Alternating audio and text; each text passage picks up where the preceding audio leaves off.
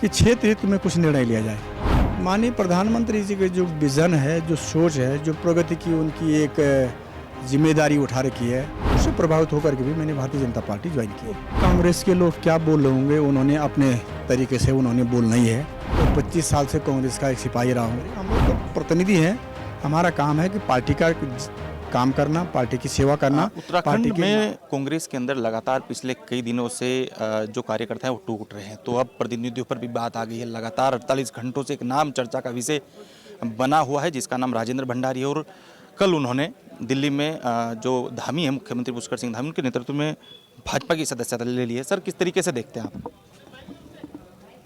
कई दिनों से मैं सोच रहा था कि क्षेत्र हित में कुछ निर्णय लिया जाए, और क्षेत्र के बिजली है, पानी है, सड़क है, शिक्षा है, स्वास्थ्य है, इन संबंध में काम करने के लिए थोड़ा दिक्कतें विपक्ष में रह कर के भी होती है।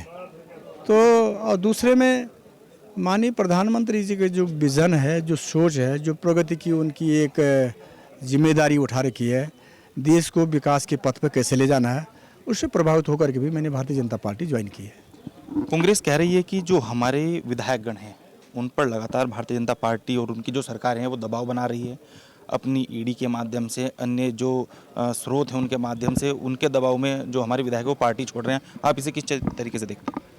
नहीं, वो कांग्रेस के लोग क्या बोल रहे होंगे, उन्होंने अपने तरीके से उन्होंने बोलना ही है।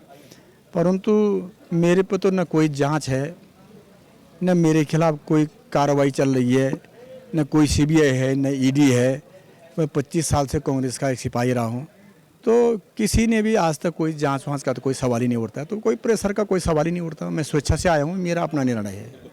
आप अपने क्षेत्र के दिग्गज नेता माने जाते हैं और अनिल बलूनी को वहाँ से लोकसभा का प्रत्याशी बनाया गया है। यहाँ पर किस तरीके से देखते हैं, क्या कुछ रहेगा?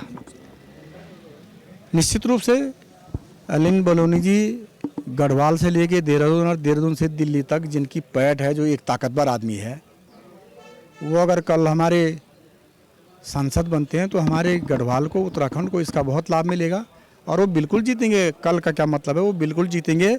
और वो क्या जीतेंगे, गढ़वाल की 5 सीटों पे कमल खिलने वाला है और भारतीय जनता पार्टी जीतेगी। विधायकी चली गई है, अब आगे क्या रणनीति पार्टी की रही है? मतलब भारतीय जनता पार्टी ने आपको किस तरीके से आश्वस्त किया है?